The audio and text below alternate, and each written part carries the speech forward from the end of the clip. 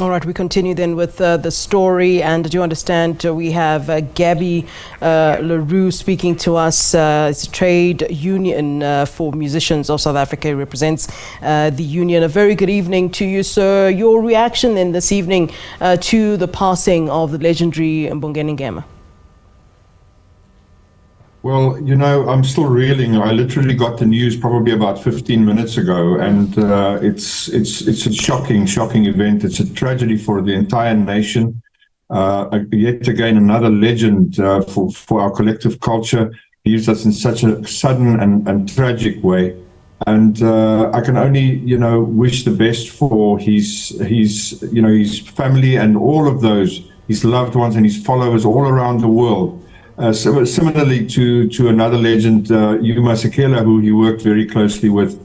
These guys left very deep footsteps all over the world, and they were truly ambassadors for our country, but specifically for the cause of the struggle of our people towards, political emancipation and hopefully also economic emancipation, which didn't happen in his lifetime, tragically. I'm at a loss for words, but thank you for inviting me to just say a few words as a tribute to this great man. You're most welcome, sir, and we certainly do appreciate you taking the time to talk to us. Let's then, on that note, let's talk about, how he should then be remembered, the legacy that he's left behind. I mean, I remember back in the days, my father forcing me to go watch Sarafina, and I just felt, why am I being made to watch this, I felt at the time, violent movie and sad movie at that particular time, but it was so eye-opening at that time for me as well, and that's certainly how I'll remember him, and how should South Africans in general be remembering Mbongeni Ngema? Well, look, I can say to you that, the unique thing for me about him as a creative, a cultural creative, was the fact that he was able to jump between emotions within one piece of work. If you take Woza Albert and Sarafina itself, there are some very comical moments, very light moments, and then he can pull you back again in the stark reality of the terrible suffering that people had within the struggle. And in real life, I only got to work with him probably, for the first time about 8 years or so, and we were together in the struggle against what still is an unresolved issue around the Copyright Amendment Bill. And we had long conversations around this. And, first, he was such a humble man, such a, just such a wonderful, approachable guy. And, age-wise, we are contemporaries. So we were also able to compare notes in terms of both our creative paths. And I so looked forward to engage with him more, but then came COVID, obviously, and it changed the whole scenario. But I think as South Africans, we can only again regard this guy as an absolute giant, a cultural giant that put our collective cultural legacy on the map, and not only the struggle of the oppressed, but also the lead up to what we now have as a nation still divided, but at least we've achieved the first part of what's necessary to set our people free. And he played a massive part in creating the awareness around that, generating support for us for that cause worldwide. And for that, we must be unthinkably grateful to him, coming from such humble beginnings and making such a great impact on the cultural landscape of South Africa within the hearts and minds of people around the globe. It's remarkable. And speaking about, the acknowledgement from people around the globe, what I thought was so significant was, the fact that he was able to bring Whoopi Goldberg to our backyard, to South Africa, to act on Sarafina. And I don't know, I was young at the time, I don't know if we'd ever had such big stars. And at the time, Whoopi Goldberg was already a big star, and there she was acting in a movie, about it, and of course being led by Mbongeni Ngema on the set. Let's go back to that and how significant that was. And I would imagine that also put a spotlight on what was the history of South Africa, what was going on in South Africa. I'd imagine that people wanted to know, what would have made Whoopi Goldberg agree to this particular script, and what brought her then to South Africa to be part of this. And we hope that she'll have some sort of reaction at some point when she hears the news. But let's talk about that. Look, Whoopi acting in that movie, I mean, that in itself, as you already pointed out, it created such a direct link with the cultural fraternity, within the United States and all over, where Whoopi had already created a name for herself. But I think the fact that he was able to generate that kind of support, and that's what I referred to earlier, to be able to, through his work in the cultural creative landscape, to be able to create that kind of support, that artists of that stature would willingly participate in something and make it so great. But I want to add to this. I think if you had to speak to Whoopi, and I don't want to speak on her behalf, but in my opinion, her participation in this was also a milestone in her own career, and I think that he would probably acknowledge that Mbongeni played a massive part also in bringing that angle, the activism angle. We know that Whoopi is an activist and involved in many activism, pursuits. And I think she would be the first one to acknowledge that that added that feather in her cap, or added to her brand as standing for the oppressed people around the world. So I look forward to seeing her reaction. It's a sad thing, and one doesn't want to, sort of show business it, but I think it will be interesting also just to regenerate the awareness and to make people understand our freedom is not yet complete. Until such time that our people are much more equal than now, the job is not done yet. And hopefully, the one good thing that can be had from his passing, if there is such a thing, would be to regenerate some of that awareness worldwide, that the job is not yet complete. Our people are still suffering through massive inequality. I think you've put it very well there, Mr. Le Roux.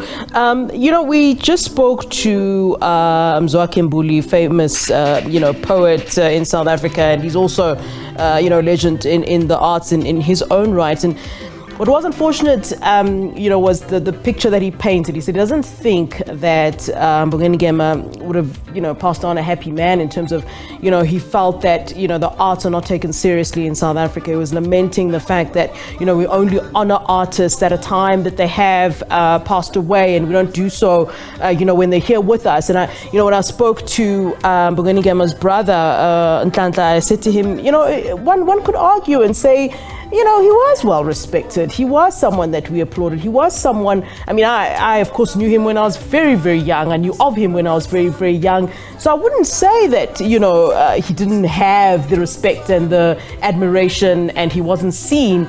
But is there a sense that is true, that what Mzwakhe Mbuli said, that, we generally don't appreciate people until they're gone in this industry? Absolutely, and I couldn't agree more. And that's one of the things that TUMSA has absolutely committed ourselves to pursue, is this. And unfortunately, it was already like that in the days of apartheid. I can tell you that the arts and culture in general, even for white people like myself, was kind of seen as kind of an afterthought in society. It was seen as, these are the guys that sort of, they party all the time and they have a good time while other people work. They're really hobbyists. And unfortunately, we expected that to take a different turn. But I have to say, in the last 29, 30 years of our democracy, if anything, it's got worse. And I don't want to lay the blame at one specific, person or institution or whatever. I think if one has to point at some of the reasons, definitely technology, we have to acknowledge, has, the introduction of the digital era has a lot to do with it. But I think our ability as a people, and I also have to charge my own, dear comrades within the ruling party. I don't think we've managed to really capture the potential of our cultural collective brand worldwide the way we should. There's a massive appetite for all of our arts, the music, dance, the theater, fashion design, all of those things. And there's the appetite there, but we have this attitude of, ach shame, local is lekker, where local is world class. our international fans are the first to acknowledge that, where we as South Africans seem to feel we are still a little bit inferior. Yeah. And we need to, in respect of these icons that walk before us, we need to take ourselves seriously and understand how powerful our collective cultural brand actually is, you know, and one can only use these sad and tragic circumstances sometimes to generate that. I'm sure Mbongeni wouldn't have minded if we used his passing to again get some support, because that's what he committed himself to in his lifetime. I can assure you that my last conversation with him was all about that. So I do, and I think I'll put my hand up as well as an elder in our industry. We really have to step up our game, because particularly the Americans are taking our stories and getting great economic value for their industry out of that. Where we, in his yes, I mean, he got the recognition, but I don't think he in his lifetime had the economic benefits that his peers in other countries had, in terms of recognition, but not only the applause, but also economically and empowering him to empower others through economic affluence, so it's really and I mean, it is sad. It is sad, given the number of, and I don't want to say he made people, no one makes people, but the number of brands he created just from Sarafina. I mean, a lot of well, they were young then. The young people who acted there then are still big names till today. So I think you're right when you say he should have been given more so that he can give even to showcase more of our talent, more of our people. So this certainly is a good point. Especially with musicals, because obviously it's a big, it's a big crew, it's a big cast always. Some of these things, the effects I've seen in some of the musicals that I've been involved with myself is, you don't realize how it impacts even the most insignificant cast member. It changes their lives. The more we are able to take these incredible stories that we have, not only our struggle stories, but we have many good and interesting stories to tell as well. And we've got so many wonderful cultures, and mixed. Similar, if you think about it, to perhaps the American culture, where they come from everywhere, these Italians and Puerto Ricans and Hispanics and Scandinavians. They came together over the centuries and formed this nation that they still divided, but in their case, if you raise that Star-Spangled Banner, it's hand on the heart. So, I can only hope that we as a nation realize that kind of unity that can be generated from our culture, because that's one of the economic sectors that just really has not realized its full potential the way it has the potential to do. All right. And as we wrap up our conversation, Gabby, and I mean, it's been such a lovely conversation we're having, albeit the circumstances. Talk to us, please, about, how you personally will remember Mbongeni Ngema. It seems you have quite a few memories and some gems that you possibly might have for us, but maybe something that really sort of, stands out for you in your time. And I take it from the way that we've been talking that you were quite a close friend to him. Just, maybe a story that some of us might not know of.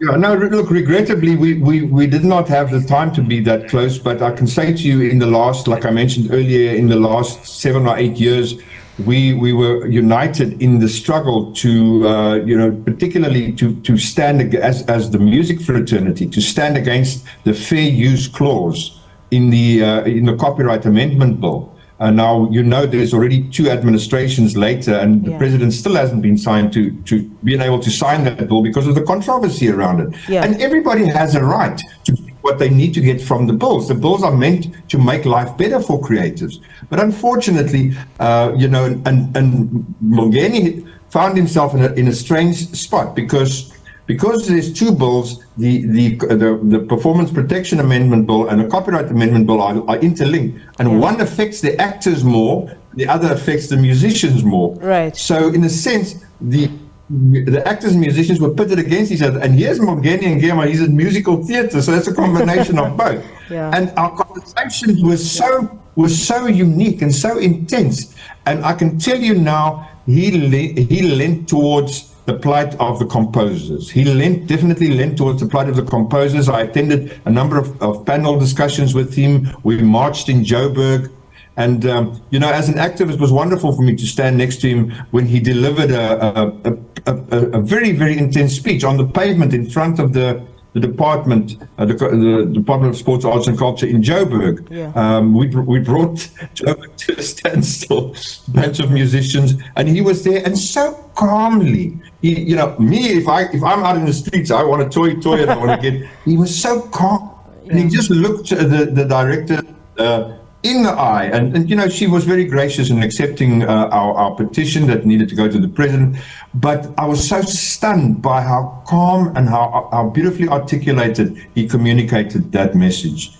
So that for me is a standout moment. I was really in awe of this great man, and he spoke calmly, and he spoke not like me. When I get excited, my voice goes up. He just kept an even keel, and I think that for me is a memorable moment. And even in some of the other discussions that were a little bit more robust, where we were faced with a crowd of people and we got quite heated at one point, and he just calmed everybody down, and he just spoke so calmly. And when he spoke, people listened. All right. So great man.